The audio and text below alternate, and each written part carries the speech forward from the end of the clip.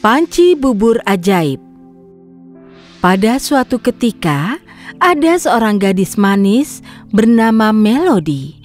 Ia tinggal bersama ibunya di rumah kecil. Mereka amat miskin, tapi Melody mencoba menghibur ibunya dengan bernyanyi. Setiap hari, Melody biasa pergi ke hutan untuk mencari makanan. Ia biasa membawa pulang apapun yang ia temukan, tapi mereka tidak pernah kenyang. Suatu hari, sedih karena miskin, Melody meninggalkan rumah dan pergi ke hutan mencari makanan. Tidak peduli sejauh apapun ia mencari, ia tidak menemukan apa-apa. Akhirnya, Melody tidak tahan lagi. Ia duduk di batu dan mulai menangis. Sambil menangis, ia bernyanyi lagu sedih dengan suara sangat merdu. Mendengar suaranya, satu peri hutan muncul dan berkata, "Apa yang terjadi? Mengapa kau menangis? Dan kau sedang apa sendirian di hutan?" "Aku sedang mencari makanan untuk aku dan ibuku. Kami amat miskin dan juga lapar," kata Melody dengan wajah sedih. "Jangan takut," kata si peri. Dan dengan tongkat sihirnya, ia mengubah batu kerikil menjadi panci yang sangat besar. Melody terpukau melihat sihir itu. "Bawa pulang panci ini dan keluargamu tidak akan pernah lapar lagi." "Bukannya tidak sopan, tapi apa bagusnya panci kosong kalau tidak ada makanan di situ?" kata Melody dengan nada kecewa. Si peri menjawab, "Ini panci ajaib. Saat kau ingin makan sesuatu, bilang, 'Panci masak.' Dan saat sudah siap, bilang, 'Panci stop.'" Oh, Melody terpukau oleh hadiah dari peri itu. Dan dengan hormat, ia bertanya, "Ibu peri yang budiman, kata-kata tidak cukup untuk berterima kasih. Katakanlah apa yang bisa kulakukan untuk balasan." "Aku tidak ingin balas budi. Tapi kalau kau mau, kau boleh menyanyi satu lagu setiap hari." Sebelum Melody bisa bertanya lagi, peri hutan menghilang. Saat Melody pulang hanya membawa panci kosong, ibunya amat tidak senang dan berkata, "Apa bagusnya panci kosong kalau tidak ada makanan di situ?" Melody mengangkat panci ke meja dan berkata, "Panci, masak!" Tidak terjadi apa-apa. Melody tampak khawatir, tapi panci itu mulai bergetar dan berdesis. Uap membumbung dan tampaklah bubur terlezat yang pernah mereka lihat seumur hidup mereka. Ibu Melody baru paham panci itu panci ajaib. Ia begitu lapar hingga ia tidak bisa menahan diri dan menciduk bubur itu dengan tangannya. Ia terbuai rasa bubur itu hingga tidak memperhatikan perintah Melody yang lainnya. "Panci, stop!" Mereka makan sampai panci itu kosong dan perut mereka kenyang sekali. Ibu Melody mengelus perutnya dengan senang. Melody lalu berpikir, "Oh, sudah waktunya aku pergi bernyanyi satu lagu untuk peri hutan." Lalu ia meninggalkan rumah dan pergi ke hutan lagi. Di rumah, ibunya begitu senang. Mereka tidak akan harus khawatir tentang makanan lagi. Ia mengumpulkan semua panci lamanya dan membuang semuanya untuk memberi ruang pada yang baru. Ia menggosok dan menepuk panci baru itu. Kerja keras itu membuatnya lapar lagi. "Panci, masak!" perintahnya, dan langsung dari dalam panci lebih banyak bubur lezat membumbung. Tidak mau repot mengambil mangkuk, ia makan langsung dari panci itu. Lezat. Tapi secepat ia makan, panci itu terus makin penuh sampai ke tepi atasnya.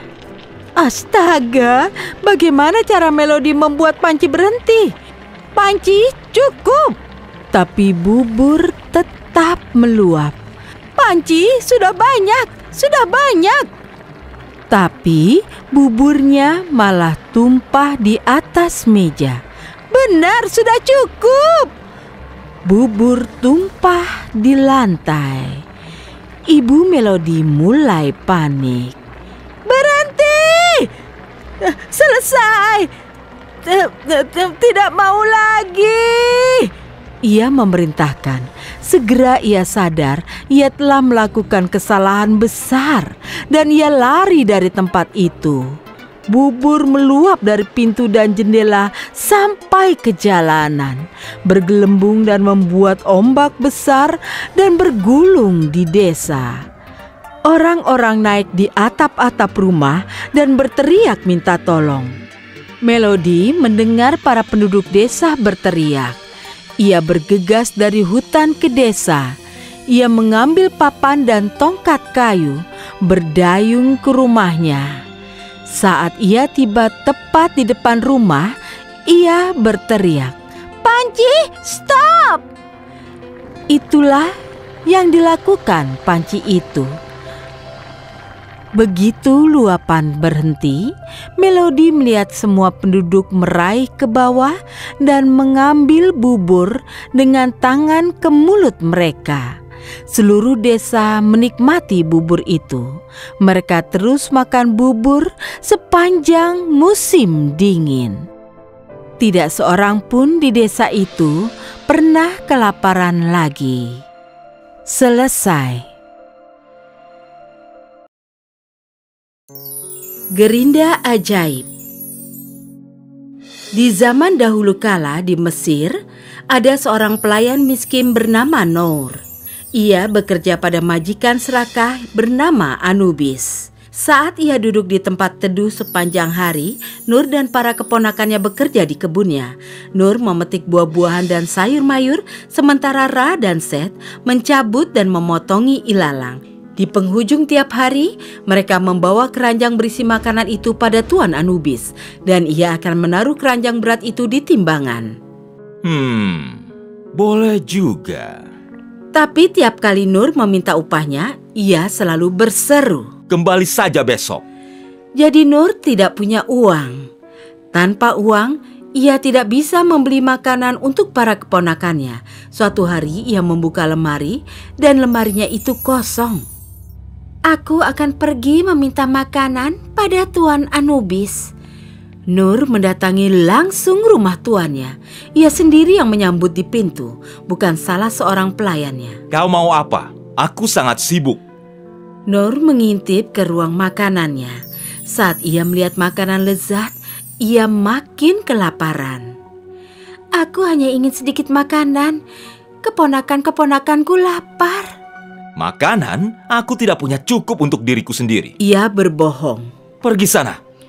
Nur yang malang, pergilah dia tanpa makanan untuk dirinya atau para keponakannya.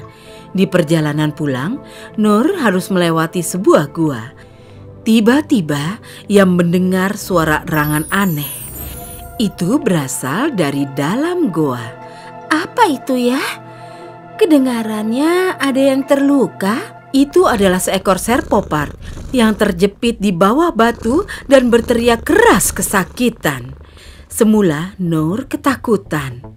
Tapi setelah mendengar teriakan minta tolongnya, ia merasa kasihan dan tak takut lagi. Jadi ia berseru pada si serpopard. "Apa yang bisa kulakukan untuk menolongmu? Batu-batu ini terlalu berat untuk kuangkat." Serpopard itu menunjukkan ke arah rak di sudut. Itu penuh dengan harta karun yang indah.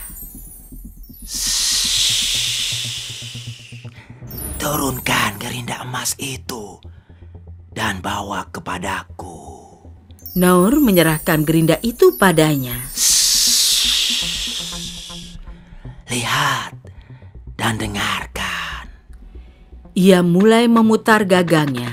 Saat memutar, ia berkata, Gerinda emas, tolonglah aku. Kau tahu apa yang kubutuhkan. Begitu ia mengucapkan mantra itu, sebuah sekop berdiri di sampingnya. Lantas sekop itu mulai menggali dengan sendirinya, mengangkat batu berat itu. Tiba-tiba sekop lain muncul. Itu mulai menggali juga, lalu muncul satu sekop lagi, dan lagi, dan lagi. Setelah beberapa lama, semua sekop selesai bekerja, dan si Ser Popart berkata, Gerinda emas, berhenti dan diamlah. Gerinda itu berhenti membuat sekop. Akhirnya, si Ser Popart kembali bebas. Karena kau telah menolongku, aku akan memberimu gerinda ajaib ini. Sebut saja mantranya, dan dia akan memberimu apapun yang kau inginkan. Oh, terima kasih. Si Ser Popart melambai pada Nur. Jangan lupa mantra untuk membuat gerinda itu berhenti. Dia tidak akan berhenti hingga kau mengucapkan persis kata-kata itu. Aku tak akan lupa itu. Maka larilah dia untuk menunjukkan pada para keponakannya gerinda ajaib itu. Saat para keponakannya melihat gerinda itu, mereka tak terlalu senang. Mana makanan kita, Bibi Nur? Kita akan dapat makanan, dengar. Nur mulai memutar gagangnya. Gerinda emas, tolonglah aku. Kau tahu apa yang kubutuhkan. Tiba-tiba meja itu dipenuhi makanan. Ada ayam kalkun dan ham, kentang rebus, kacang polong dan wortel, buah, keju, susu dan roti. Lalu Nur berkata, Gerinda emas, berhenti dan diamlah. Gerinda itu berhenti membuat makanan. Lalu Ra berseru, Bibi, ayo kita minta pakaian baru. Nur mengucapkan mantranya. Ajaib, mereka langsung mengenakan pakaian baru yang bagus. Lalu Set berkata, Ayo minta perabotan baru. Saat Nur memutar gagang dan mengucapkan mantranya, gerinda itu memberi mereka perabotan baru yang bagus. Lalu Ra dan Set berseru bersama, Kita kaya raya!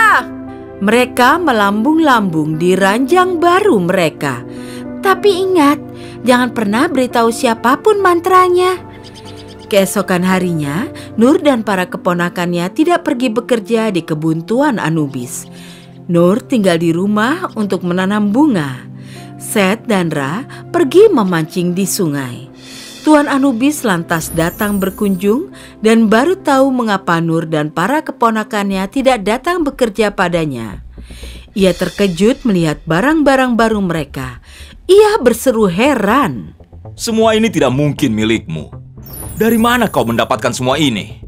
Ini rahasia, aku tak bisa memberitahumu. Kalau kau tidak memberitahuku, aku akan melapor pada raja. Dia akan memenjarakanmu karena mencuri. Nur memperlihatkan gerinda itu padanya. Aku tidak mencuri apapun. Gerinda itulah yang memberiku apapun yang kuinginkan. Tuan Anubis merebut itu darinya. Biar ku amankan ini untukmu. Lalu ia langsung lari ke rumah. Ia menaruhnya dan memutar gagangnya sambil berkata, Aku ingin emas. Tak terjadi apa-apa. Lalu ia berteriak marah. Aku ingin emas sekarang juga. Tetap saja tak terjadi apa-apa. Lalu ia berkata, Aku akan mencari tahu cara membuat itu mematuhiku.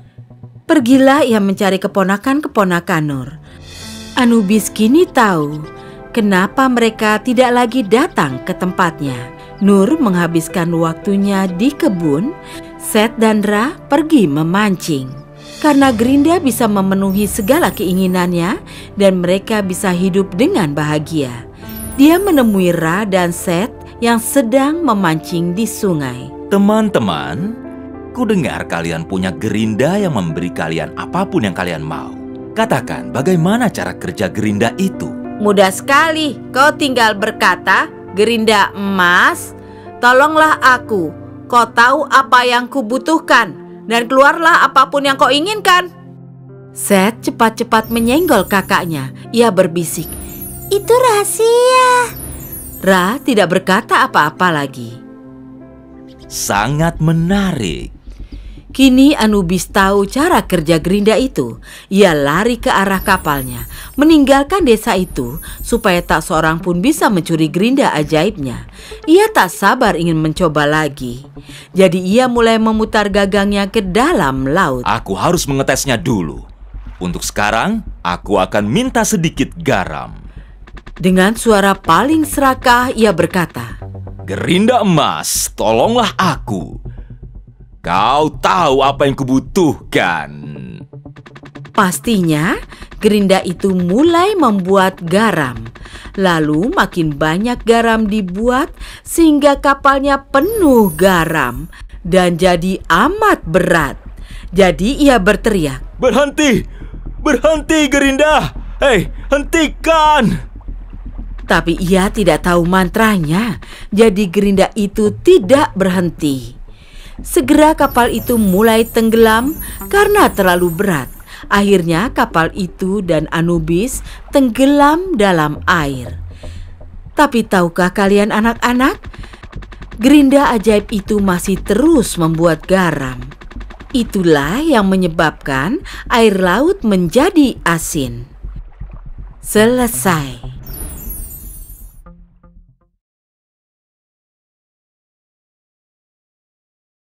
Bel ajaib. Pada suatu ketika, di sebuah desa kecil, tinggallah seorang anak laki-laki miskin bernama Pu.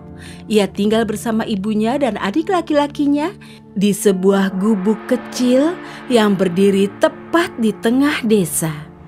Untuk menghidupi keluarga, ia mengembalakan ternak bersama beberapa temannya dekat pegunungan. Malamnya, ternak dikembalikan pada pemilik masing-masing. Setiap hari saat ternak merumput, ia suka duduk di bawah pohon dan memainkan lagu-lagu merdu dengan seruling kayunya. "Hai Bu, mengapa kau selalu main seruling di tempat ini?"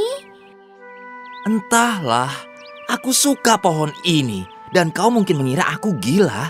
Tapi kurasa pohon ini hidup dan mendengarkan musikku. "Oh, kau benar."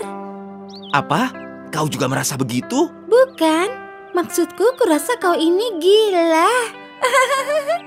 Tapi Pu benar. Pohon itu sungguh mendengarkan musiknya. Musik itu telah menghibur roh pohon. Ia mendengarkan lagu itu dan senang Pu memainkan musik tiap hari. Suatu hari, saat Pu sedang tidur di cabang pohon, ada suara bergemuruh di bawahnya. Wah, apa itu? Oh, gempa! Gempa! Ada penebang kayu menebang pohon tempat tidur Pu itu. Siapa orang itu? Ini akan makan waktu. Pu langsung paham apa yang terjadi dan cepat-cepat turun. Hei, sedang apa kau? Mengapa kau menebang pohon ini? Tuanku ingin menggunakannya untuk kapalnya. Pohon ini sangat kokoh. Tidak, ini tidak boleh ditebang. Benarkah? Mengapa begitu? Dengar, aku sudah berhari-hari mencari penopang kapal yang kokoh. Dan pohon ini bukan milikmu, jadi jangan buang waktuku. Pu harus melakukan sesuatu untuk menyelamatkan pohon itu sebelum terlambat. Jadi ia menggunakan kecerdikannya untuk menakut-nakuti si penebang. Katanya, Ya, sudah kuperingatkan. Itu akan terjadi. Apa maksudmu? Kau tidak tahu? Ada roh nenek sihir hidup dalam pohon itu. Dia telah tinggal di sini bertahun-tahun. Kalau kau menebang pohon ini, dia tentu akan menggentayangimu. Hah? Menggentayangiku? Mengapa? Ya tentu saja, karena kaulah yang menebang pohon ini. Apa kau ingin mengelabuiku? Aku lebih pandai dari yang kau kira. Aku tidak akan tertipu omong kosong ini. Pergi kau. Puh ingin menyelamatkan pohon ini. Begitu si penebang mulai sibuk, Puh memanjat pohon sampai ke pucuk. Ia bersembunyi dalam rimbunan daun dan mulai berteriak. Beraninya kau menyentuh rumahku. Apa? Siapa itu? Kalau kau merusak rumahku, aku terpaksa tinggal dalam tubuhmu. Dan aku tidak akan pernah pergi, manusia. Anak itu benar. Jangan khawatir, manusia. Kita akan jadi teman baik. Si penebang lantas lari tunggang langgang. Mengapa buru-buru, sahabatku?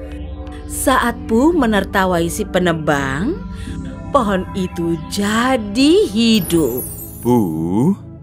Puh terkejut mendengar ada yang bicara padanya. Apa kau benar-benar roh nenek sihir? Bukan, Puh. Aku bukan roh nenek sihir. Aku memang tua. Tapi aku adalah roh pohon ini. Musik mula yang membuatku jadi hidup. Kau anak yang cerdik, Puh. Aku berterima kasih. Kau menyelamatkanku dari penebang itu. Tiba-tiba sebuah bel emas indah muncul melayang di udara di hadapan Puh. Nah, terimalah ini sebagai tanda terima kasih. Sebuah bel. Ini bukan sekedar bel biasa. Ini adalah bel ajaib. Setiap kali kau membunyikannya, maka piringmu akan penuh makanan lezat. Oh wow, ini akan menolongku dan keluargaku. Ya, tapi ingatlah, Puh, kau hanya bisa membunyikannya 1 kali dalam sehari. Akan kuingat itu.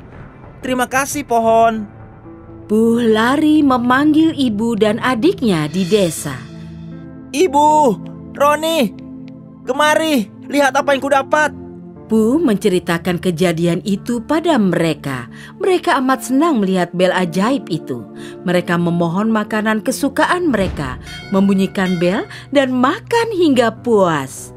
Setelah itu, mereka pergi tidur dengan perut kenyang. Setelah mereka makan makanan lezat itu.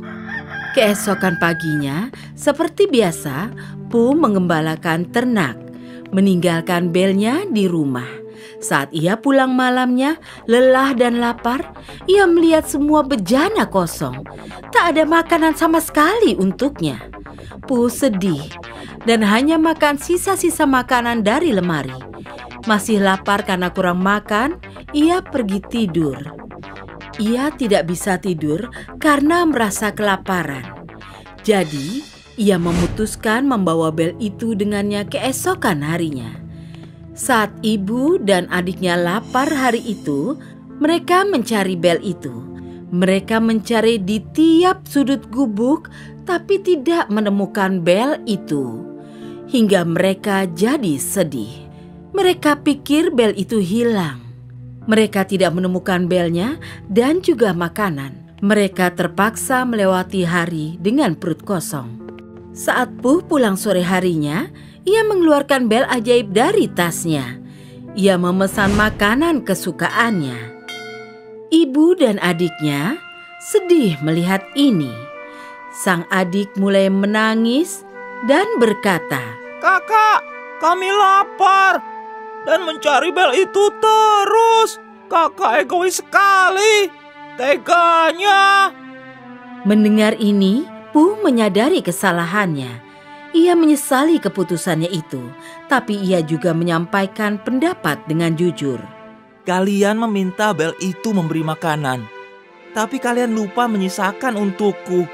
Aku kelelahan dan tidur dalam keadaan lapar. Jadi aku sedih dan merasa marah. Ibu dan adiknya juga menyadari kesalahan mereka. Mereka berbagi makan malam sebagai keluarga malam itu.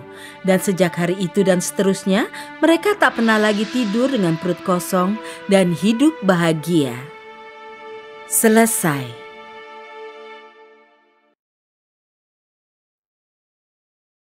Cincin ajaib. Seorang ayah kaya memberi anaknya 300 uang emas dan melepasnya untuk berkelana keliling dunia mencari nafkah dari kemampuan bicara dengan hewan. Robin, nama anak itu, mengambil uang itu dan pamit pada ayahnya.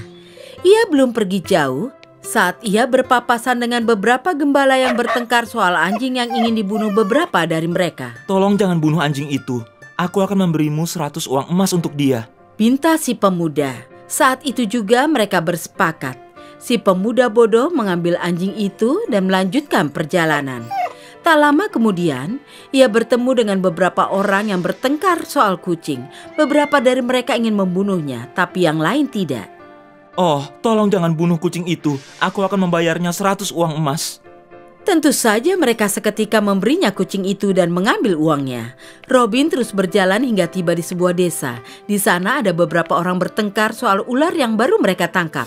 Beberapa dari mereka ingin membunuhnya, yang lain tidak. Tolong, jangan bunuh ular itu. Aku akan beri kalian 100 uang emas. Tentu saja mereka setuju dan amat senang. Setelah menjadi majikan seekor ular, anjing, dan kucing, Robin pulang. Dasar kau payah! Teriak sang ayah saat mendengar anaknya menghamburkan uang yang diberikan padanya. Pergi, tinggal di kandang dan sesali perbuatanmu. Jangan pernah lagi masuk ke rumahku. Jadi si pemuda tinggal di kandang. Teman-temannya adalah si anjing, si kucing, dan si ular. Ketiga hewan itu jadi sayang padanya.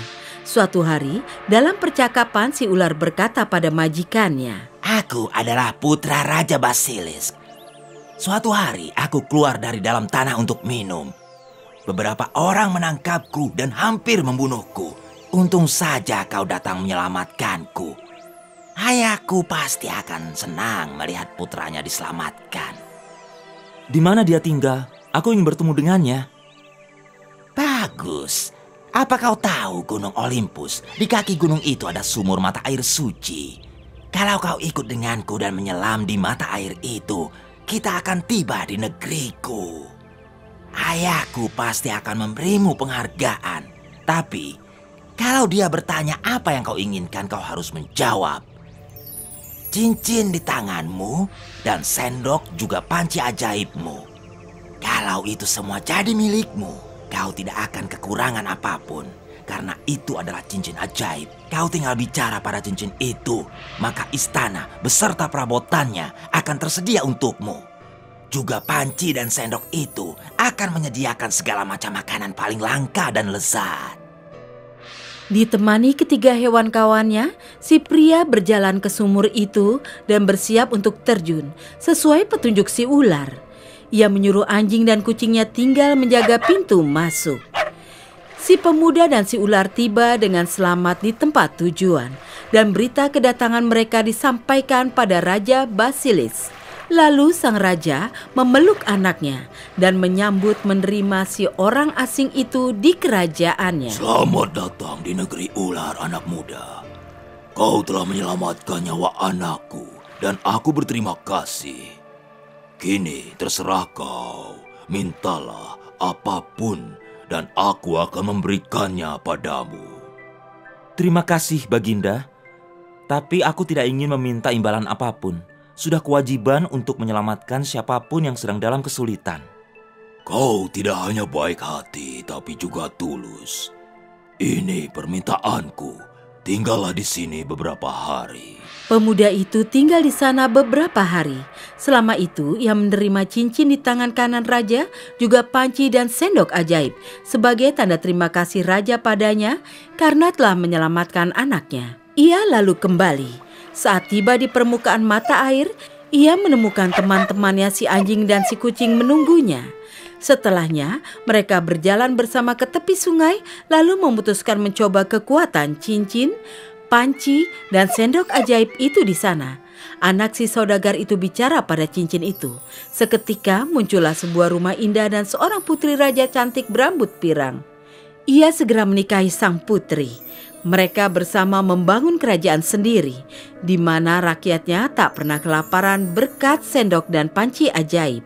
Berkali-kali ia menggunakan cincin ajaib itu dan membantu rakyat negerinya. Dan mereka hidup bahagia sampai akhir hayat.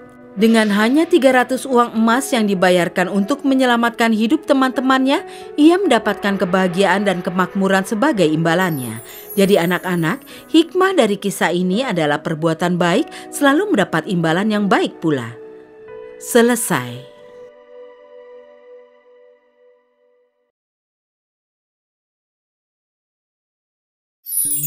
Gadis korek api. Sore itu amat dingin. Salju bertebaran di angkasa dan menghujani desa yang gelap di bawah di malam Natal. Oh, cucuku yang cantik. Maaf, nenek harus menyuruhmu berjualan korek api di malam yang dingin ini. Tapi seperti yang kau lihat, nenek tidak bisa berjalan karena nenek sakit. Iya, Nek. Aku mengerti. Ingatlah baik-baik, sayang. Dengan uang hasil berjualan korek api, kita bisa makan malam ini. Kalau tidak, kita harus tidur dengan perut yang kosong. Nah, pergilah cucuku. Jangan khawatir, Nek. Aku akan menjual semua korek apinya. Dan aku pasti akan membawa pulang makanan juga. Sampai nanti. Dalam kegelapan yang dingin ini, seorang gadis kecil miskin menyusuri jalanan. Usianya baru 8 tahun dan ia yatim piatu. Ia pakai topi agar kepalanya tetap hangat dan pakaian rombeng dan hampir lapuk di sana-sini. Ia berjalan dengan kaki telanjang dan luka-luka karena ia tak punya sepatu. Ia berdiri di pojokan, menggenggam penuh harap pada kotak korek apinya dengan tangan kurus tidak bersarung. Orang-orang berjalan hilir mudik melewatinya, sibuk dengan belanjaan Natal mereka. Melihat pun tidak pada gadis kecil malang itu. Sayang, apa kau suka yang ibu belikan di toko mainan itu? Oh iya, Ibu, bonekanya cantik. Terima kasih, gaunnya juga bagus. Air mata menggenang di mata si gadis kecil itu. Tapi tak ada waktu untuk menangis karena ia harus menjual korek api supaya ia dan neneknya bisa makan malam. Jadi, dengan berani ia menghapus kesedihan dari matanya dan berkata pada si wanita, Ibu, maukah Ibu membeli korek api? Itu semua kokoh dan bagus, Bu.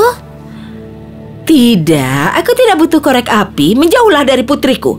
Aku tidak tahu mengapa mereka membiarkan orang-orang macam ini di jalanan berbaur dengan orang baik seperti kami. Lihat gaunnya, Bu. Itu lusuh sekali. Maaf, tapi ini satu-satunya pakaian yang aku punya. Itu bukan urusanku. Lagi pula, aku tidak punya uang. Kalaupun iya, aku tidak mau beli korek api. Jadi pergi sana, tinggalkan kami. Tapi harganya cuma 1 peni sebatang. Kau tidak mengerti ya? Aku tidak mau. Pergi kau, atau ku panggil polisi. Si gadis korek api gemetar. Salju mulai turun lagi. Jadi ia terus melanjutkan tugasnya menjual korek api pada orang-orang yang lewat di situ. Bu, tolonglah beli korek apiku ini. Ini adalah korek api ajaib. Kalau kau menyalakan sebatang, maka semua keinginanmu akan terkabul. Itu omong kosong. Itu hanya dongeng saja. Tapi Bu, tolonglah belilah setidaknya 1 saja. Cahayanya akan memberi Ibu Natal yang indah.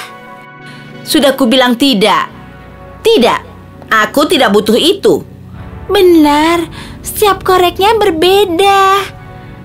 Aku tidak mau korek api hari ini. Mengapa kau tidak pulang saja? Malam ini dingin. Aku tidak bisa, Bu. Aku tidak punya orang tua. dan nenekku sedang sakit.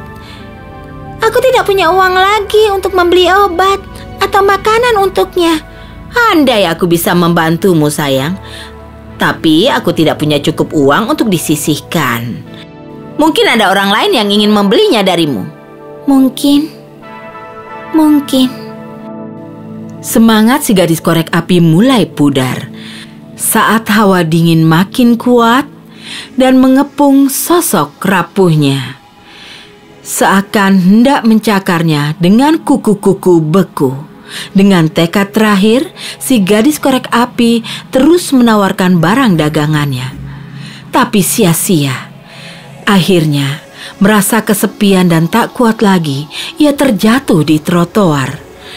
Gemetar dengan hebat, kedinginan. Tangan dan kakiku terasa seperti balok es. Aku akan nyalakan salah satu korek api andalanku untuk menghangatkan jariku. Tangan si gadis korek api gemetaran dengan hebat, sehingga ia tidak bisa menyalakan korek api. Beberapa lama kemudian, dengan usaha keras, ia menyalakan satu korek api. Dan herannya, batang korek api itu berubah menjadi perapian besi. Gadis kecil itu segera mulai merasa hangat. Ia menjulurkan jari-jari bekunya ke dekat perapian. Ia sangat gembira. Tapi beberapa saat kemudian, bulir salju jatuh tepat di batang korek itu dan memadamkannya.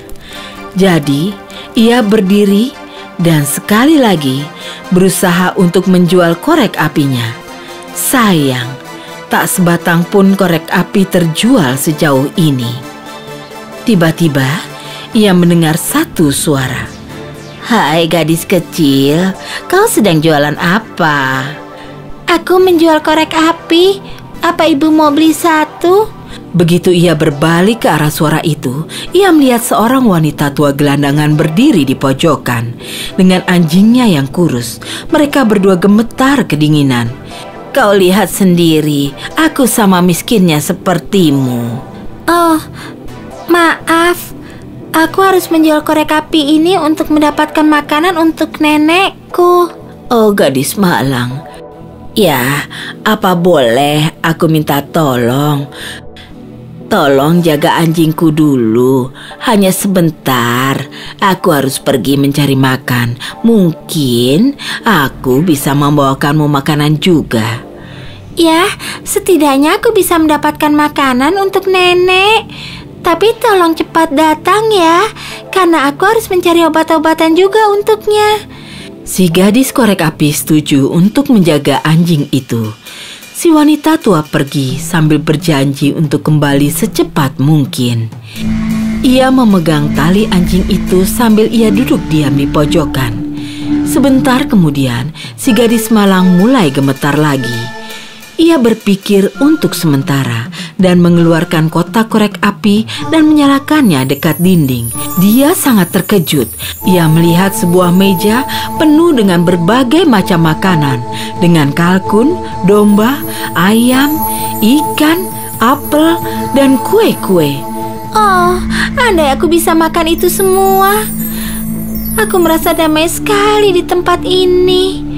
Begitu ia meraih ke arah sepotong kue, api dari korek itu padam dan segalanya lenyap. Ia amat kecewa. Ia menengadah ke langit dan berdoa. Ya Tuhan, tolong lepaskan aku dari penderitaan ini. Aku kelaparan dan menderita. Tolonglah aku. Saat itu pula ia melihat sebuah bintang jatuh di langit. Dan ia teringat sesuatu yang dikatakan nenek padanya. Kata nenek, kalau ada bintang jatuh berarti ada yang meninggal. Nenekku sakit keras. Apa itu berarti aku telah kehilangan nenekku? Oh, ia menyayangiku lebih dari siapapun di dunia ini. Ia mengambil sebatang korek api lain dan menyalakannya. Ia terkejut melihat neneknya sedang berdiri tepat di hadapannya. Oh, Nenek, ini Nenek. Iya, cucuku, aku kemari menjemputmu. Si gadis korek api senang sekali melihat neneknya. Tapi ia agak terkejut karena ia melihat neneknya itu melayang di udara. Jangan takut cucuku, aku sudah aman dan damai sekarang. Dan kau tidak perlu khawatir padaku lagi. Si gadis korek api membuka mulut, ingin memberitahu neneknya betapa keras ia berusaha untuk menjual korek api. Lalu, api korek api itu padam. Sekali lagi, dan neneknya lenyap. Kali ini, si anak malang menyalakan semua korek apinya sekaligus karena ia tak ingin neneknya menghilang lagi. Dan pendarannya begitu terang, seakan itu sinar matahari. Neneknya muncul lagi dan menatap penuh sayang dan tersenyum pada si gadis korek api. Nenek, aku takut sekali. Aku tidak mau tinggal di sini lagi. Tolong bawa aku bersamamu. Iya sayang, aku akan membawamu bersamaku. Ulurkan tanganmu. Sang nenek meraih tangan si gadis korek api, lalu menggendongnya di tangannya. Mereka berdua mulai melayang ke atas langit. Bagaimana perasaanmu kini, malaikatku? Oh, Nenek, kini aku merasa sangat baik.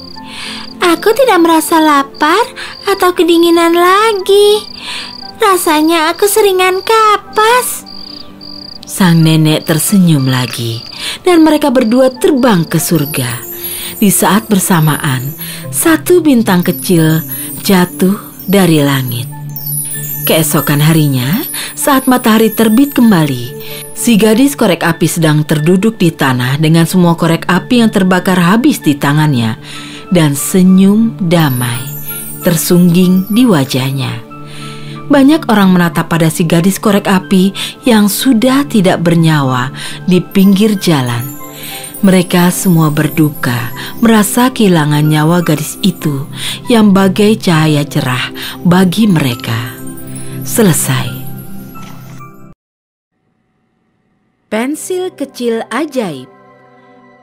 Noah keluar dari bus sekolahnya dan menjejak jalan di kota kecil tempat tinggalnya.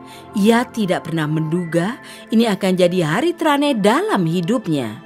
Ia sedang berjalan di trotoar perempatan saat ia melihat seorang pria tua gemetar kedinginan dan tampak kelaparan dan meminta-minta makanan dengan sopan. Tolong aku. Sudah 2 hari belum makan. Bisa sisihkan sesuatu untuk kumakan? Noah merasa kasihan pada Pak Tua itu. Jadi ia pergi ke toko terdekat, membeli makanan dan juga sebotol air untuk orang tua itu. Ia memberikan uang yang telah ia tabung untuk membeli kotak pensil baru pada penjaga toko. Tak lama kemudian, ia kembali ke Pak Tua itu. Nah, ini untuk Bapak. Wah, terima kasih nak. Kupikir aku akan mati kelaparan. Kau baik hati sekali. Setelah makan dan minum air yang dibelikan Noah untuknya, ia mulai merasa lebih segar dan menatap Noah dengan semangat. Aku sudah lama mencari orang yang baik hati. Aku percaya pencarianku ini usai hari ini. Noah bingung saat mendengarnya. Jadi ia bertanya pada Pak Tua dengan sopan. Apa maksud Bapak? Pak Tua lantas meraih ke dalam tasnya dan mengeluarkan sebuah kotak antik. Ia terlihat tenang dan hikmat saat ia membukanya. Untuk memperlihatkan isinya, di dalamnya ada sebatang pensil yang amat tua yang berpendar bagai bintang kecil. Noah terpukau oleh itu. Tiba-tiba, Pak Tua cepat-cepat menutup kotak karatan itu dan menyerahkannya pada Noah sambil berkata, Noah, ya, aku tahu namamu karena aku seorang penyihir. Aku sudah lama berkelana mencari anak laki-laki seperti dirimu yang bersedia mengesampingkan keinginannya sendiri untuk menolong orang lain. Kini kau dapat membantu orang lain dengan pensil ajaib ini.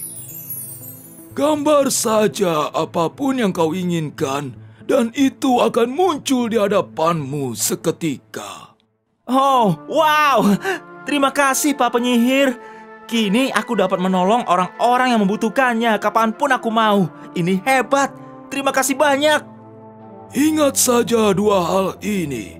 Jangan beritahukan rahasia ini pada siapapun. Kalau tidak, mereka mungkin akan merampas itu. Dan yang kedua, kalau kau butuh aku, kau tinggal menggambar diriku, dan aku akan hadir dalam sekejap. Jangan khawatir, aku akan ingat pesan Bapak.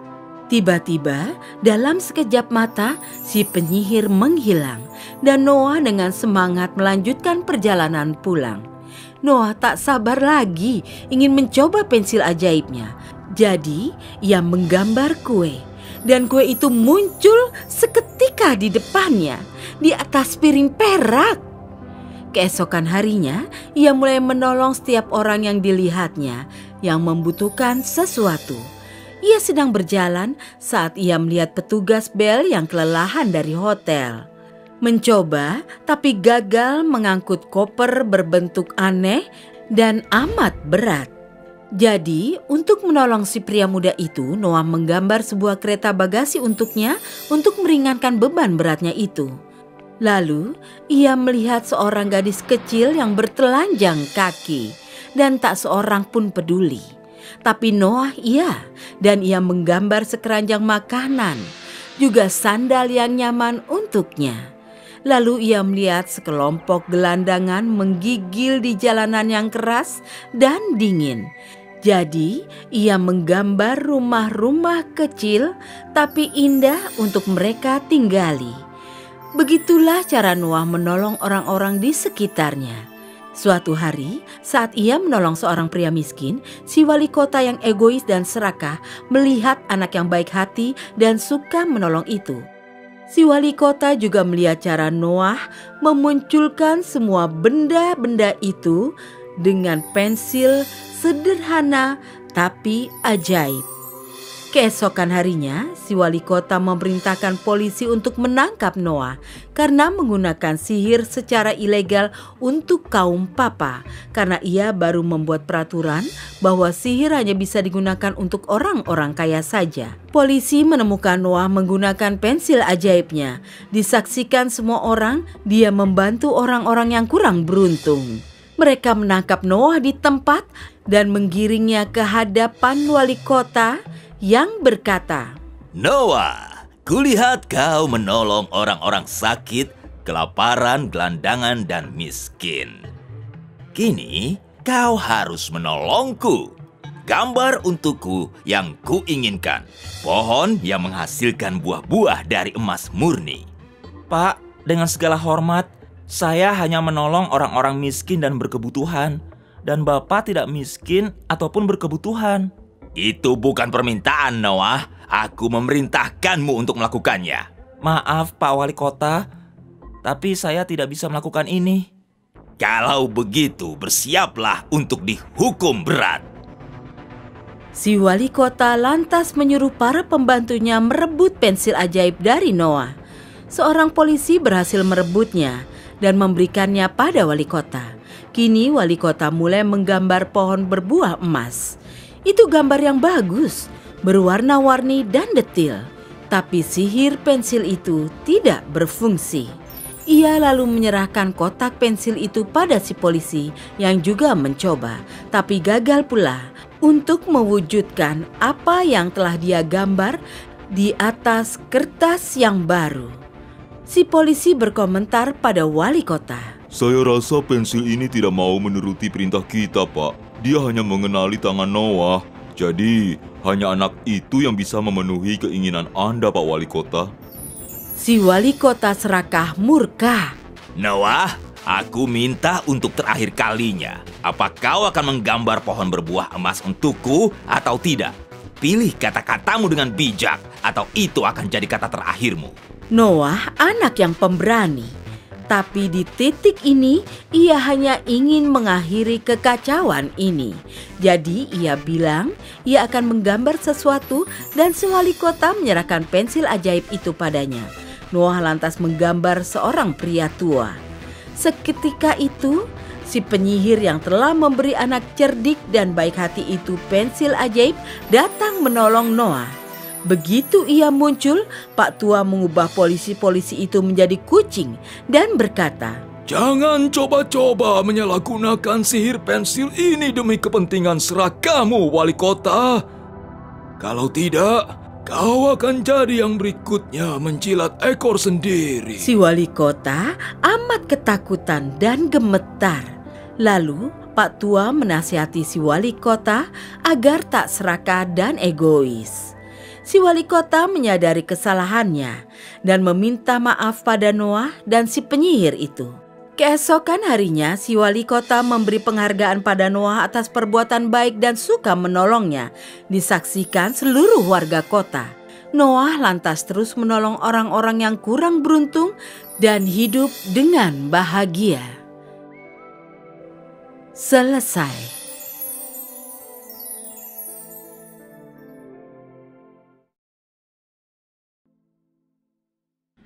Prajurit kaleng kecil.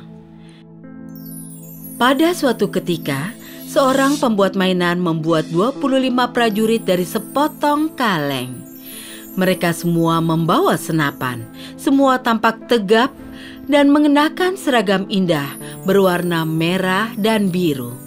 Akhirnya, saat membuat si prajurit terakhir, bahan kalengnya tidak cukup. Si prajin hanya punya cukup untuk memberi si prajurit terakhir satu kaki. Tapi si prajurit tak keberatan, ia sangat bangga karena berbeda. Dan bangga hanya mempunyai satu kaki saja. Ia berdiri tegak, membawa senapan, menatap tegak lurus, berseragam merah biru cerah. Si prajin menaruh semua 25 prajurit itu rapat-rapat dalam kotak. Lalu, dengan hati-hati ia membungkus kotak itu. Itu adalah hadiah ulang tahun untuk seorang anak laki-laki bernama Jojo. Saat anak kecil itu melihat kotak itu, ia sangat bahagia dan berseru senang. Wah, prajurit kaleng! Terima kasih, Bu! Jojo mengeluarkan para prajurit itu di lantai dan memilih si prajurit terakhir sebagai kapten. Karena ia berbeda. Dan itu membuatnya istimewa. Jojo menaruhnya di puncak lemari di samping mainan kuda Nil, di mana prajurit itu bisa melihat satu beruang teddy coklat, anjing panjang selingki, astronot, kotak berlabel Jack, istana megah di mana ada angsa mengapung di danau, dan berdiri di pintu istana adalah gadis tercantik yang pernah si prajurit lihat. Ia jatuh cinta pada gadis itu karena seperti dirinya, ia hanya punya satu kaki. Aku tidak pernah melihat makhluk secantik itu. Lucy? Ya, tentu. Dia selalu berdiri di satu kaki. Dia balerina yang penuh tekad. Oh, maaf. Aku tidak bermaksud tidak sopan. Aku tidak sadar aku bicara terlalu keras. Oh, kau prajurit yang baik, rendah hati dan punya kehormatan. Suatu kehormatan, terima kasih. Satu hal lagi, karena kau di sini kau harus tahu, Jack dalam kotak itu jahat dan penuh tipu daya. Terima kasih atas nasihatmu, Pak Kudanil. Itulah katanya pada Pak Kudanil. Lalu ia bicara pada dirinya sendiri. Aku akan menjadikannya istriku. Tapi yang tidak disadari si prajurit adalah bahwa si gadis cantik adalah seorang balerina yang berdansa mengangkat kaki satunya tinggi-tinggi di udara untuk menari, dan karena itulah ia hanya bisa melihat hanya satu kaki saja dari tempatnya itu. Setiap tengah malam, saat jam berdentang 12 kali, semua mainan akan jadi hidup dan mereka akan bermain. Si prajurit kaleng bertekad bahwa di waktu itu ia akan mengunjungi istana dan melamar gadis cantik itu untuk menikahinya. Tapi satu hal lain yang tak disadarinya bahwa si Jack dalam kotak juga menginginkan si balerina untuk jadi istrinya. Tepat tengah malam, Ia mulai melompat ke arah istana. Pertama, ia melompat dari lemari dan melewati banyak halangan. Akhirnya ia memanjat meja untuk mencapai istana. Tiba-tiba tutup kotak Jack terbuka dan sebentuk wajah mengerikan melompat keluar dan menatap ke arah si prajurit kaleng. Aku Jack. Dia tidak sepadan denganmu, prajurit. Lagi pula, kau hanya punya satu kaki. Terjadi saat hening di antara mereka. Kau tinggal dalam kotak. Dia tinggal di istana. Menyerahlah. Si prajurit kaleng menatap ke arah istana. Si penari cantik telah memperhatikannya dan tersenyum. Ia mulai melompat ke arah istana. Prajurit kaleng. Jack mengatakan itu dengan kemarahan di matanya. Jangan pernah berharap pada yang bukan milikmu. Si prajurit mengacukan ancaman Jack itu. Baiklah, tunggu sampai besok. Hal-hal buruk akan terjadi. Angin jahat akan membawamu pergi. Dan dengan tawa jahat, ia menghilang. Kembali ke dalam kotak. Aku tidak akan mendengarkan apa kata Jack. Si prajurit kaleng menoleh ke arah istana dan si wanita cantik. Ia berbaring di samping danau, memperhatikan Lucy. Akhirnya, ia ketiduran.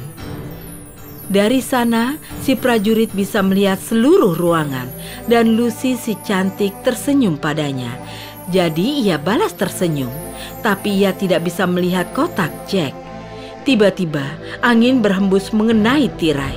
Tirai membuat si prajurit terpelanting ke belakang keluar dari jendela yang terbuka. Saat ia sedang jatuh, kata-kata Jack kembali terngiang.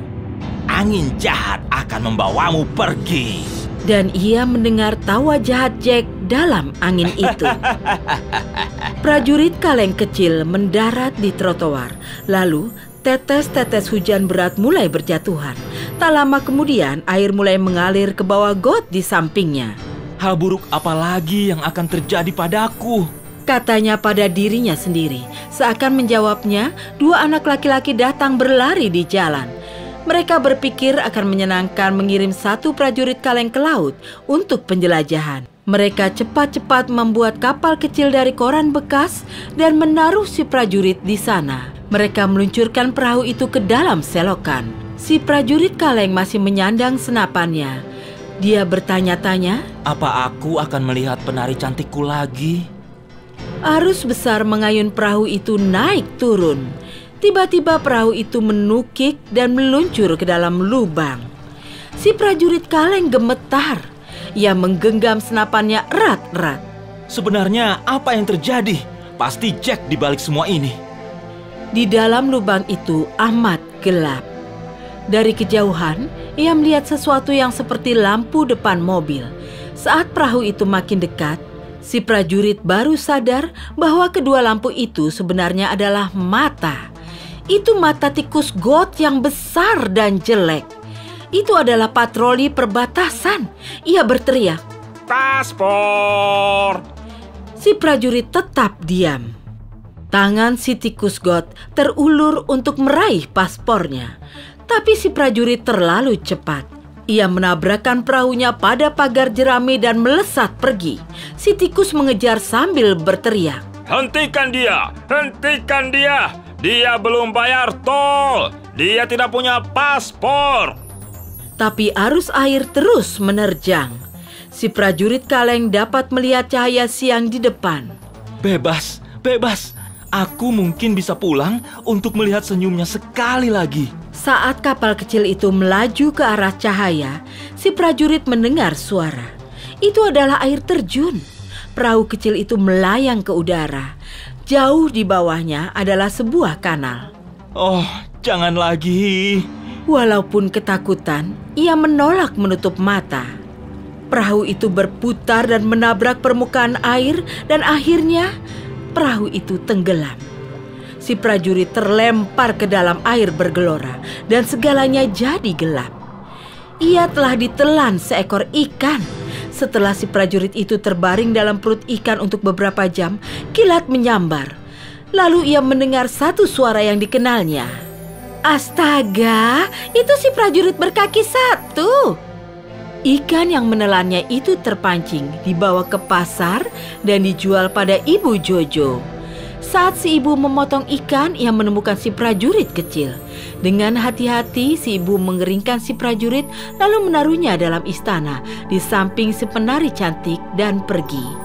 Si prajurit melihat senyumnya dan hatinya meleleh. Ia berlutut untuk melamarnya agar menikah dan melihat kaki keduanya. Ia kecewa karena ia mengira gadis itu tidak akan berkata ya. Tapi tiba-tiba ia mendengar suara lembut. Kau adalah Kapten Kaleng, bukan? Ya, benar, Bu. Aku ingin mengatakan sesuatu. Silakan, Bu. Aku mencintaimu sejak aku melihatmu di lemari itu. Maukah kau menikahiku? Si pria kaleng terkejut dan ia cepat-cepat bilang ya. Tapi saat itu jam menunjukkan tengah malam. Jack keluar dari kotaknya. Ia terlihat marah, murka membara di matanya. Ia cepat-cepat menghunus pedang dari kotaknya dan berkata, Sudah kubilang, jangan pernah berharap sesuatu yang bukan milikmu. Lucy adalah milikku, kini bersiaplah untuk mati. Si prajurit kaleng bangkit dan mengacungkan senapan yang ada pisau bayonetnya. Mereka mulai bertarung di depan istana. Tiba-tiba, si prajurit mengaitkan ujung pisau dalam kotak Jack dan mengayunkannya ke arah perapian yang membara. Dengan teriakan keras, Jack jatuh ke dalam perapian dan tewas terbakar. Si prajurit kaleng dan Lucy saling berpelukan. Dan mereka langsung ke istana untuk tinggal di sana. Sejak itu, mereka hidup bahagia.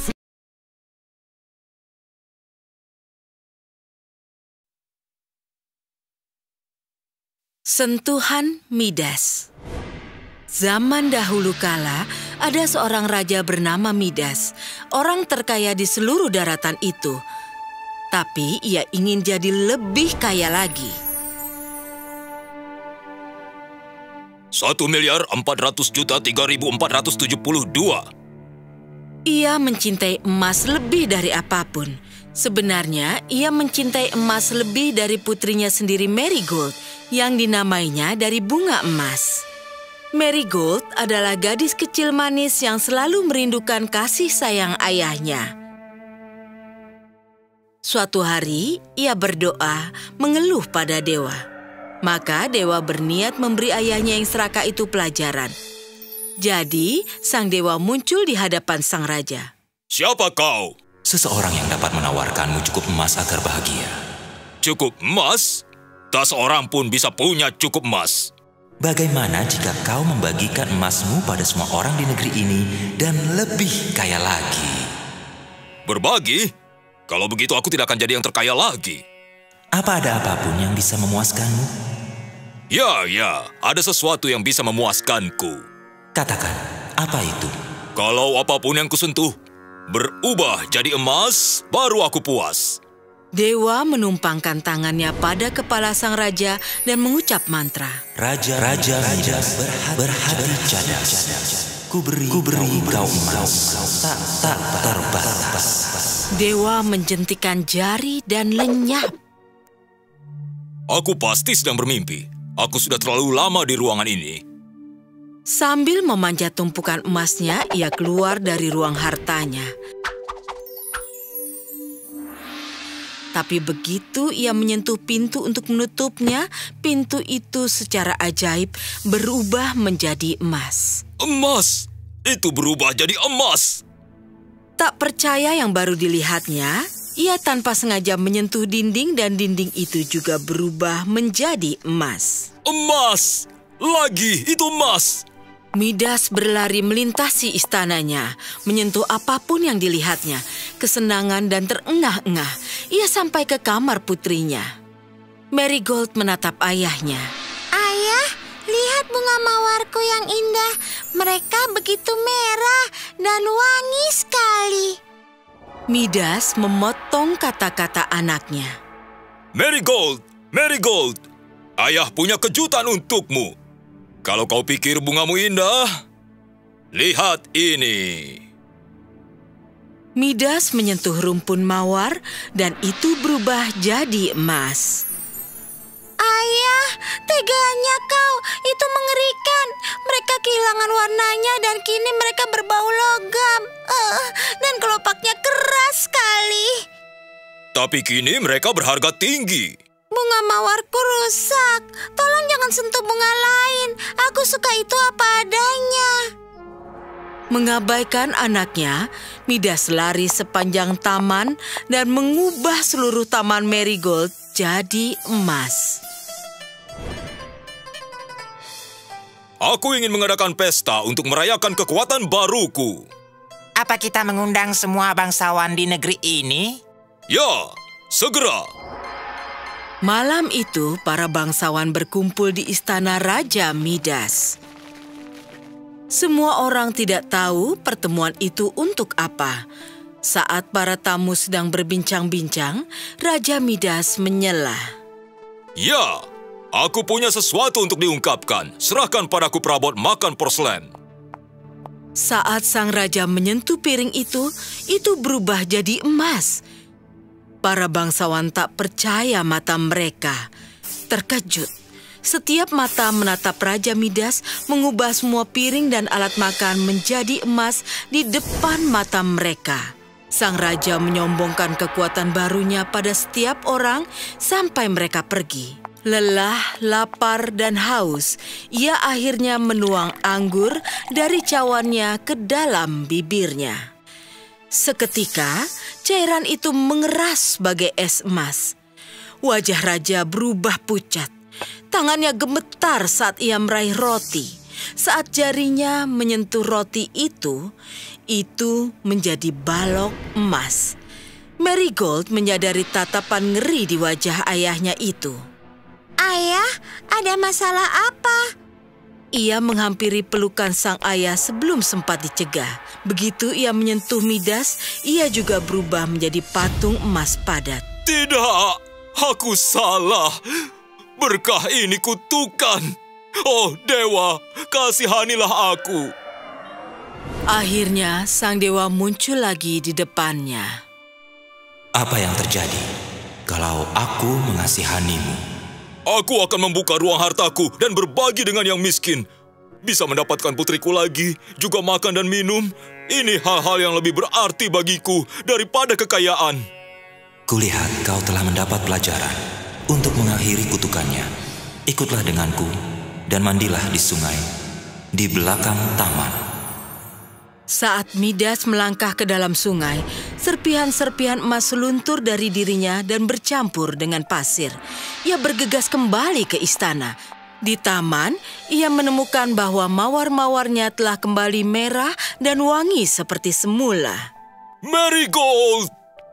Marigold lari keluar menemuinya dan memeluk ayahnya. Akhirnya doanya terkabul.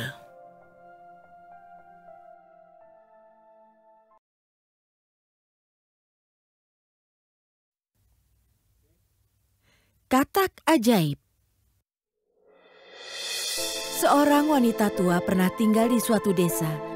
Ia memiliki anak perempuan yang amat cantik. Anak perempuannya itu terlalu suka buah ceri sehingga ia tak bisa makan apapun yang lainnya. Makan siang atau malam, ia hanya ingin makan buah ceri saja. Karena itulah orang mulai menjulukinya si Ceri. Ada seorang perempuan pandai tinggal di lingkungan tempat tinggal Ceri. Tak hanya pandai, ia juga ahli sihir hitam. Dan di kebunnya ada begitu banyak pohon ceri dan buah ceri yang melimpah.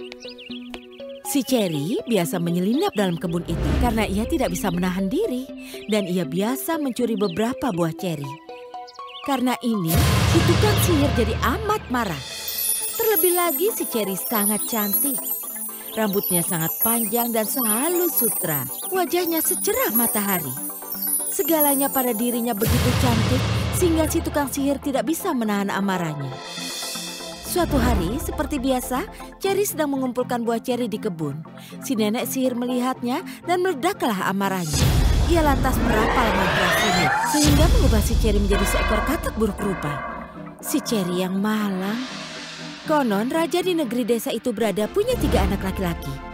Sang raja sudah amat tua dan lemah. Sang raja berkata pada anak-anaknya, "Aku akan memberi kalian 3 tugas. Siapapun yang menunaikan tugas ini akan menjadi raja berikutnya. Tugas pertama, aku ingin selembar kain yang begitu halus sehingga bisa dengan mudah melewati cincinku." Segera, ketiga pangeran itu pergi untuk mencari kain yang diminta. Kakak pertama dan kedua membeli banyak sekali kain dari pasar. Tetapi si bungsu berpikir, bagaimana kain biasa dari pasar bisa menyelip lewat cincin ayahandanya? Ia berjalan amat jauh, mencari ke banyak sekali tempat, tapi tak bisa menemukan apa-apa. Ia lantas begitu lelah sehingga ia memutuskan untuk beristirahat di tepi sungai. Tiba-tiba seekor katak melompat keluar dari sungai dan berkata padanya, "Ada masalah apa? Kau terlihat amat tegang." Suara katak itu amat manis. Mendengar itu, si pria berkata, "Bagaimana kau bisa membantuku?" Si katak bersikeras, "Setidaknya beritahu aku mengapa kau khawatir." Sang pangeran menceritakan masalahnya. Setelah mendengar itu, si katak melompat kembali ke dalam sungai. Katak itu lalu kembali dengan selembar kecil kain dan berkata, "Bawalah kain ini. Ini akan membantumu." Sesuatu lebih baik daripada tidak sama sekali, pikir sang pangeran, dan ia bertolak ke istana. Saat ia hampir tiba di istana, kain itu terasa makin berat. Sang raja senang. Ketiga putranya kembali membawa kain. Ia memberi mereka cincinnya. Saat kedua pangeran tertua mencoba, hanya sebagian kain saja yang berhasil lewat dan mereka gagal. Si pangeran bungsu sempat ragu untuk menyelipkan kainnya yang ternyata telah melebar. Semua orang terkejut melihat kain sebersih dan seindah itu. Kain itu ternyata melewati cincin sang raja dengan amat mudah. "Aku telah berhasil dalam tugas pertama," pikir sang pangeran sambil menghela napas lega. Sang raja memberi mereka tugas kedua, bahwa ia menginginkan seekor anjing yang begitu kecil sehingga muat dalam kulit kenari. Lagi-lagi mereka bertiga memulai perburuan mereka. Tugas ini pun jauh lebih berat. "Di mana kau bisa menemukan anjing seperti itu?" Pangeran bungsu mulai berjalan dalam hutan terdekat. Ia berjalan begitu jauh hingga saat ia lelah, ia duduk di tepian sungai yang sama dengan sebelumnya. Tiba-tiba ia teringat pada katak yang telah menolongnya saat yang lalu. Saat itu pula, sang katak melompat keluar dari sungai.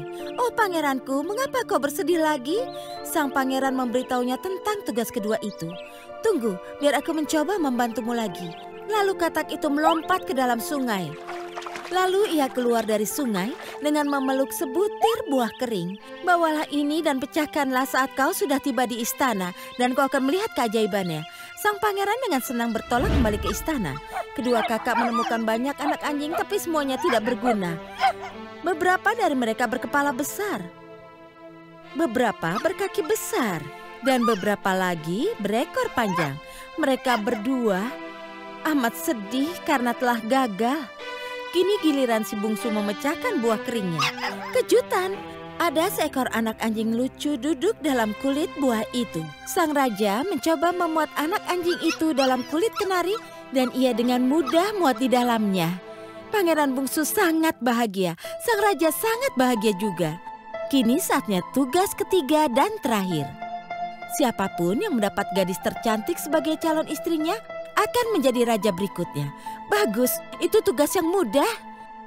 Pangeran sulung dan kedua pergi mencari calon istri cantik. Mereka kenal banyak gadis cantik. Mereka amat senang mendapat tugas mudah ini. Namun si pangeran bungsu berpikir dengan sedih, siapa yang akan menolongku? Kata kecil itu tidak akan bisa membantuku juga. Ia tidak bisa melompat ke dalam sungai dan mencarikan calon istri cantik untukku di sana. Selagi larut dalam pikirannya, lagi-lagi ia tiba di tepi sungai. Katak itu menyambutnya. "Apa yang terjadi padamu lagi? Mengapa kau khawatir? Kelihatannya kau banyak menangis." Sang pangeran memberitahu segalanya. Si katak berkata, "Jangan khawatir dan kembalilah ke istana." Begitu kau tiba di istana, lihatlah ke belakang, tapi tolong jangan tertawa. Kali ini sang pangeran tidak bisa mempercayai si katak. Ia pulang ke istana, dan begitu ia sudah dekat dengan istana, ia mendengar sesuatu dari belakang. Ia melihat ke belakang dan amat terkejut. 6 tikus yang amat besar sedang menarik sebuah kereta yang terbuat dari labu. Dan seekor katak yang besar jadi kusirnya. Di dalam, yang duduk di sebuah kursi indah adalah temannya, si katak dari sungai itu. Itu pemandangan yang amat aneh, tapi sang pangeran tidak tertawa sama sekali. Ia tidak dapat memahami apapun. Kereta macam apa ini? Ini terbuat dari labu. Dan setelah beberapa lama, ia melihat sebuah kereta yang sama sekali berbeda. Kereta itu ditarik oleh 2 kuda hitam yang cantik. Kusir kereta itu berpakaian seperti seorang prajurit. Di dalamnya duduklah seorang gadis yang sangat cantik.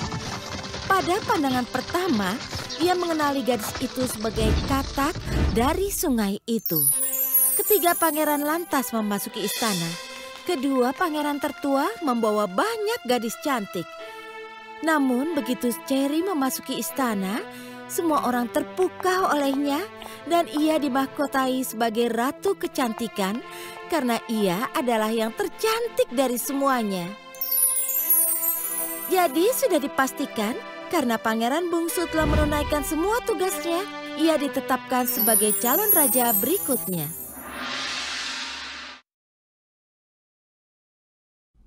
Penyihir Oz. Bertahun-tahun silam, di Lawrence, hiduplah seorang gadis bernama Dorothy. Ia tinggal bersama BBM dan Paman Henry di peternakan. Ia punya anjing bernama Toto.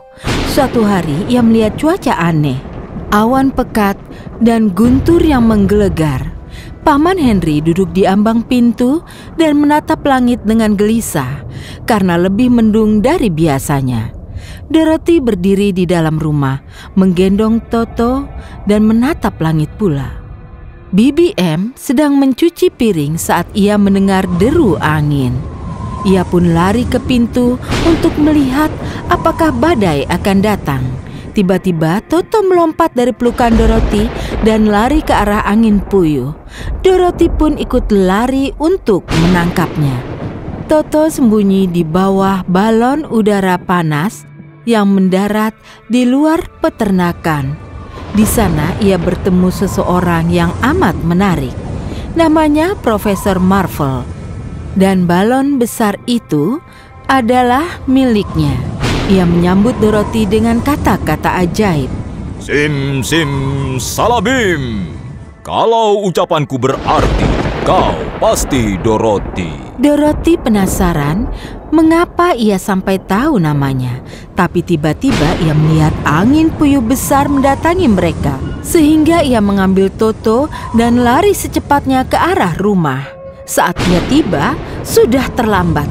Ia lari ke dalam rumah, tapi saat angin puyuh tiba, ia jatuh, kepalanya terbentur. Badai mengangkat seluruh rumah, dengan Dorothy dan Toto di dalamnya. Tinggi sekali.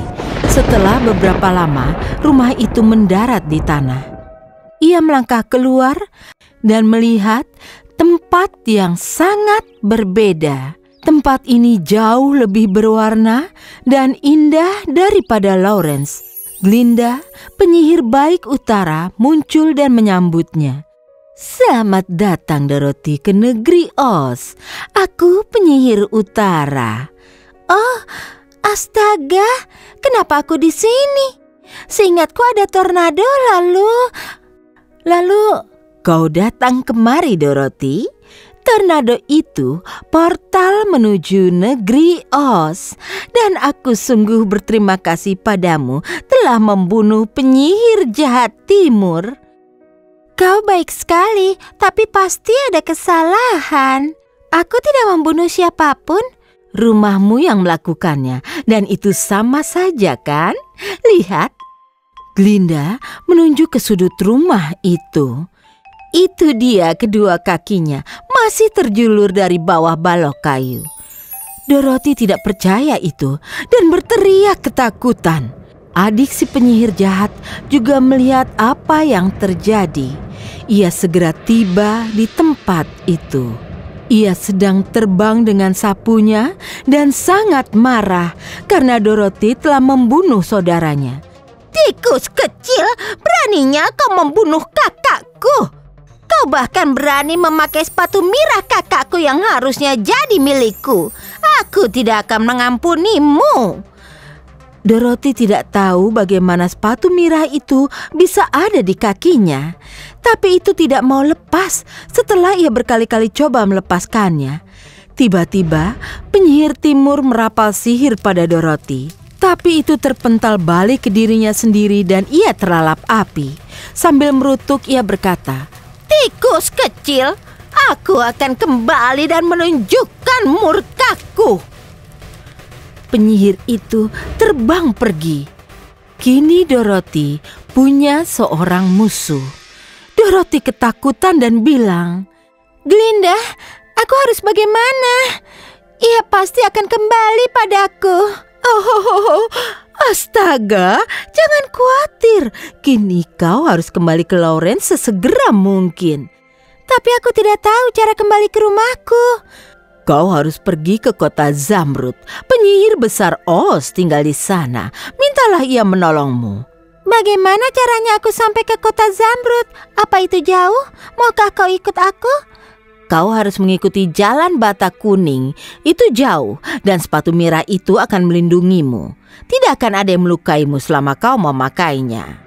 Setelah Dorothy dan Toto menemukan jalan bata kuning dan mereka menyusurinya. Setelah berjalan beberapa mil, Dorothy duduk beristirahat. Ada ladang jagung besar di sisi jalan. Di tengah ladang itu ada boneka jerami. Ia dipasang di tonggak. Dorothy melihat ke boneka jerami dan senyum. Kami punya boneka jerami di Lawrence juga. Itu benar. Dorothy melirik heran ke arah boneka jerami. Tapi boneka jerami di Lawrence tidak bicara. Aku tidak banyak bicara. Gagak tidak takut padaku. Mereka punya otak dan aku tidak. Astaga, mungkin aku bisa membantumu. Ia berdiri dan mengangkat boneka jerami dari tonggak. Itu lebih baik. Aku bisa menggerakkan kakiku sekarang. Siapa namamu? Kau mau kemana? Namaku Dorothy. Aku pergi ke kota Zamrud untuk bertemu dengan penyihir besar Oz. Aku telah mendengar hanya ia yang bisa membantuku kembali ke rumahku di Lawrence. Aku belum pernah dengar nama itu sebelumnya. Tapi aku kan tidak punya otak untuk ingat itu. Apa kau pikir Oz akan memberiku otak? Coba kau ikut denganku dan tanya dia. Terima kasih, itu adalah ide yang bagus. Jadi mereka pergi bersama. Sedikit lebih jauh, mereka bertemu manusia timah. Kalian mau kemana? Kami sedang pergi ke kota Zamrud untuk bertemu Oz Agung. Berharap ia akan mengabulkan keinginan kami. Oh, aku tidak punya hati. Bisakah Oz memberiku hati? Ayo ikut dengan kami dan cari tahu. Tentu saja, aku tentu akan ikut kalian. Jadi mereka semua pergi menyusuri jalur bata kuning. Jalan itu melintasi satu hutan lebat. Hutan itu makin gelap dan mengerikan. Melihat semak bergerak, Toto mulai menggonggonginya. Dan tiba-tiba seekor singa besar kekar muncul dari balik semak itu. Mereka semua ketakutan dan gemetar. Tapi ia terkejut melihat singa itu malah menangis dengan suara yang keras. Hei, kau datang tiba-tiba dan menakuti kami. Tapi kau malah menangis. Kau ini singa yang aneh. Aku pengecut. Aku takut pada segala hal. Saat aku meraung, jantungku berdebar cepat karena aku tidak punya keberanian. Setidaknya kau punya hati. Kau punya akal juga. Toto dan aku ingin pulang ke Lawrence. Aku akan minta Oz untuk membantu kami kembali ke sana. Apa kau pikir Oz bisa memberiku keberanian? Jadi aku tidak jadi pengecut lagi? Tampaknya si penyihir ini amat sakti. Mari ikut kami dan tanyalah padanya. Mereka semua tiba di kota Zamrud. Itu adalah tempat yang amat indah di mana semuanya hijau. Sang penyihir terkenal bagi setiap orang di kota itu, tapi tak seorang pun pernah melihatnya langsung. Mereka semua tiba di sebuah istana. Kubah istana itu mirip balon udara panas yang ia lihat saat badai. Saat ia hendak masuk dengan penasaran, ia dihentikan oleh para penjaga. Kau sedang memasuki istana kota Zamrud. Apa yang bisa kubantu? Kami datang untuk menemui penyihir besar, Os. Kami datang dari jauh dan kami tidak ingin banyak makan waktunya. Kalau begitu, aku akan minta izin sang penyihir. Kalian semua, tunggulah di sini. Pada akhirnya, sang penyihir setuju bertemu dengan mereka. Begitu mereka masuk balairung, mereka melihat citra hologram wajahnya di singgasana. Itu amat besar dan tampaknya amat menakutkan. Sim sim salabim. Halo Dorothy, gadis dari Lawrence. Katakanlah, apa yang bisa aku bantu untukmu? Aku tahu suara ini, tapi dari mana? Oh, penyihir sakti Os, kami berlutut di hadapanmu, kami butuh bantuan. Oh, tentu. Aku akan menolongmu, Dorothy. Ambil sapu terbang si penyihir jahat, dan aku tidak akan membiarkan kau di sini. Berangkatlah mereka, agak takut oleh tugas mereka, ke istana penyihir. Si penyihir jahat menginginkan sepatu mirah Dorothy, karena ia tahu itu berkekuatan dahsyat. Begitu mereka tiba di istana penyihir, ia menyambut mereka. Halo lagi tikus kecil, akhirnya kita bertemu kembali. Kembalikan sepatu mirah itu atau aku akan membunuhmu. Tak seorang pun bisa pergi dari sini karena aku akan bunuh kalian semua. Ia punya rencana untuk menghancurkan mereka satu persatu. Ia menembakkan api pada mereka dari sapu terbangnya. Dorothy berusaha melindungi diri dari api itu. Sepatunya berpendar dan air menyembur dari tangannya. Api padam seketika. Si penyihir jahat semakin marah. Saat ia mengangkat tongkatnya untuk menyihir mereka, Toto lari dan mengambil sapu ajaib untuk Dorothy. Sepatunya bersinar lagi. Dorothy menembakkan api langsung pada penyihir itu, membakar dan melelehkannya. Dorothy mengambil sapu terbang penyihir jahat itu. Melihat mereka telah menyelesaikan tugasnya, si penyihir menampakkan sosok aslinya pada mereka. Ia Profesor Marvel. Profesor Marvel setuju membawa pulang Dorothy ke rumahnya di Lawrence. Ia menerbitkan ijazah pada boneka jerami, medali keberanian untuk si singa, dan jam berbentuk hati ke manusia timah. Mereka semua senang. Glinda juga muncul di hadapan mereka. Kau telah menolong semua warga negeri Oz. Jadi sepatu mirah itu jadi milikmu sekarang. Kau bisa melepaskannya kapan saja kau mau. Bila kau butuh aku kapanpun kelak, ketukkan sepatu ini 3 kali dan aku akan datang padamu. Dorothy mengucapkan selamat tinggal pada teman-temannya. Profesor Marvel, Dorothy, dan Toto berangkat dengan balon udara panas melambai dari udara. Hampir seketika, ia ada di ranjangnya sendiri di Lawrence. BBM dan Paman Henry mencoba membangunkannya. Dorothy bangun sambil menguap panjang. Ia berusaha memberitahu mereka tentang petualangannya. Tapi bagi mereka, itu semua hanya mimpi saja. Saat menarik selimut, ia melihat sepatu mirah berpendar merah di sisi ranjangnya. Selesai.